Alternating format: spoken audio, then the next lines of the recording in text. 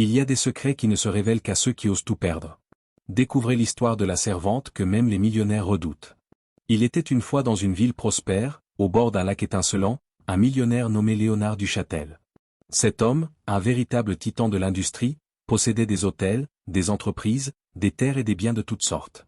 Ses mains avaient forgé un empire et sa réputation était inébranlable. Pourtant, malgré son succès, une seule chose le hantait, une servante apparemment insignifiante qui travaillait dans sa maison, une femme nommée Élise.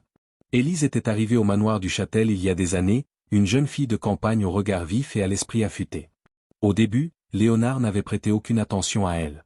Elle faisait son travail sans bruit, menant les tâches ménagères avec une efficacité qui, bien que remarquable, ne suscitait aucunement la curiosité de son maître. Mais au fil du temps, une étrange relation s'instaura entre eux, une dynamique invisible mais palpable, que personne ne comprenait, sauf peut-être Léonard lui-même. Il y avait quelque chose chez Élise que Léonard redoutait profondément, quelque chose qu'il ne pouvait définir mais qui, jour après jour, semblait le ronger. C'était comme si, derrière son apparente humilité, la jeune servante détenait un pouvoir mystérieux, un pouvoir qu'elle exerçait sans jamais s'en vanter. Au début, Léonard pensait que c'était sa position de pouvoir qui l'avait rendu paranoïaque. Après tout, il avait l'habitude de diriger, d'être celui qui détenait les rênes de chaque situation. Mais Élise, avec ses gestes simples et son regard perçant, avait commencé à pénétrer ses pensées. C'était dans ces moments de solitude, lorsqu'il se retrouvait seul à réfléchir, qu'il ressentait la présence de la jeune femme comme une ombre menaçante. Les employés, eux, se montraient respectueux envers Élise, presque révérencieux. Elle n'était pas la plus belle des servantes, mais son calme et sa sagesse la rendaient irremplaçable. Elle savait observer, comprendre et anticiper les besoins de son maître sans qu'il n'eût à dire un mot. Cela faisait d'elle une présence indispensable à la maison du Châtel. Un jour, alors qu'il recevait un visiteur d'affaires dans son bureau, Léonard remarqua que le regard d'Élise était plus intense que d'habitude. Elle n'était pas dans la pièce, mais il avait cette sensation étrange qu'elle l'observait à travers les murs. Il secoua la tête, se traitant de fou. Cependant, cette sensation ne disparut pas, et ce fut ce jour-là que ses craintes commencèrent à prendre forme. Les événements qui suivirent renforcèrent ses soupçons. Léonard, malgré son arrogance, n'était pas à l'abri des mystères du monde. Un soir, alors qu'il s'apprêtait à dormir, il entendit des murmures. Ils semblaient provenir de l'ombre de sa chambre. Il se leva précipitamment, alluma la lumière, mais ne vit rien.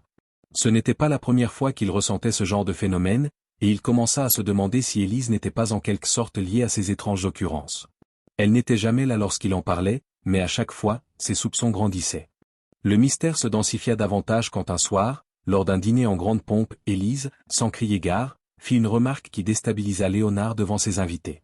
Ce dernier, prenant mal la chose, réagit vivement, mais Élise le fixa d'un regard calme, presque trop calme. Ses yeux, d'un bleu profond, semblaient pénétrer son âme, et à cet instant précis, Léonard perçut qu'elle savait quelque chose qu'il ignorait. Une simple phrase, une question lancée innocemment, suffisait à faire vaciller ses certitudes. « Monsieur, pourquoi croyez-vous que la fortune dure éternellement ?» La question l'avait pris au dépourvu, comme si Élise savait quelque chose de lui qu'il n'avait pas encore réalisé. Ce ne fut pas un simple coup de parole mal placé, mais un avertissement, une menace implicite.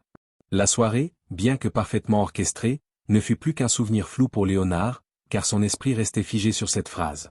Les jours passèrent, et la situation ne fit qu'empirer. Léonard commença à rêver de la servante, des rêves où elle semblait toujours le devancer, toujours savoir ce qu'il allait faire avant même qu'il y pense. Il ressentait une angoisse grandissante, un malaise diffus qui l'empêchait de dormir. Ce sentiment devint si fort qu'il décida un jour d'en parler à son ami d'enfance, Julien, un ancien homme d'affaires à la retraite. Julien l'écouta attentivement, sans interrompre, puis répondit avec un calme surprenant. « Léonard, ce que tu me dis là, c'est étrange, mais il y a quelque chose que je vais te confier. Cette Élise, tu dis qu'elle est discrète, mais tu es en train de décrire une femme dont l'intelligence dépasse la moyenne.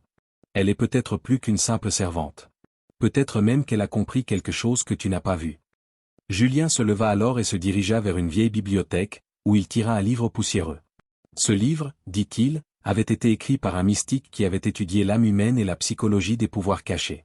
Il se pencha sur un passage précis, un chapitre qui parlait de personnes apparemment insignifiantes mais qui détenaient, par une maîtrise parfaite de l'observation et de la compréhension des émotions humaines, un pouvoir étrange. Regarde, Léonard, ces personnes peuvent voir des failles dans l'âme des gens puissants. Ils peuvent les utiliser pour s'approcher d'eux, les manipuler subtilement, sans qu'ils ne s'en rendent compte. C'est ce qui te fait peur chez Élise, non ? Tu as peur qu'elle sache quelque chose que tu ignores. Léonard, accablé par cette révélation, retourna chez lui ce soir-là dans un état d'angoisse. Il ne pouvait plus nier l'évidence, Élise, avec sa simplicité apparente, possédait un pouvoir qu'il ne comprenait pas. Les mois passèrent, et Léonard vivait dans l'ombre de ses propres pensées, hanté par la figure d'Élise. La servante n'avait jamais rien dit d'étrange, elle n'avait jamais agi autrement que selon ses habitudes, mais il avait ce sentiment que sa présence dans la maison était devenue plus lourde qu'un fardeau. Un jour, alors qu'il se préparait pour un important entretien avec un investisseur, Léonard prit une décision radicale. Il renvoya Élise. Il ne pouvait plus supporter la tension qu'elle créait dans sa vie. Il la fit convoquer dans son bureau. Élise entra dans la pièce, sans un mot, le regard tranquille. Elle attendit qu'il parle. Léonard, avec un ton froid et impassible, lui annonça qu'elle était renvoyée. Elle le regarda sans cligner des yeux. « Monsieur, croyez-vous vraiment que vous pouvez vous débarrasser de moi ?» Léonard frissonna en entendant ces mots. Comment pouvait-elle savoir? Elle, une simple servante? Mais elle était plus qu'un simple être humain pour lui à ce moment-là. Elle était une menace invisible, un spectre dont il ne pouvait se défaire. « Je vais partir, bien sûr. Mais je vous préviens, vous ne serez jamais à l'abri. Ce n'est pas moi que vous craignez, monsieur Duchâtel. C'est vous-même. » Elle se tourna alors et quitta la pièce avec une sérénité déconcertante. Ce soir-là, alors que Léonard se retrouvait seul dans son grand manoir, il sentit pour la première fois que sa vie n'était plus sous son contrôle. Ses pensées étaient tourmentées par des questions sans réponse. Il avait renvoyé Élise, mais à quel prix? La servante qu'il craignait avait laissé une trace indélébile dans son esprit, une peur irrationnelle qui grandissait chaque jour un peu plus. Mais en réalité, il n'avait jamais vraiment eu le pouvoir. Il n'avait jamais vraiment contrôlé quoi que ce soit. Et peut-être que la véritable leçon qu'Élise lui avait donnée était celle-ci. Même les plus grands empires, même les plus puissants hommes, sont souvent guidés par ceux qui restent dans l'ombre. Léonard, tout puissant qu'il fût, vivait désormais dans la crainte d'une servante qui, d'une manière invisible et silencieuse, avait su déstabiliser l'empire qu'il pensait avoir bâti seul.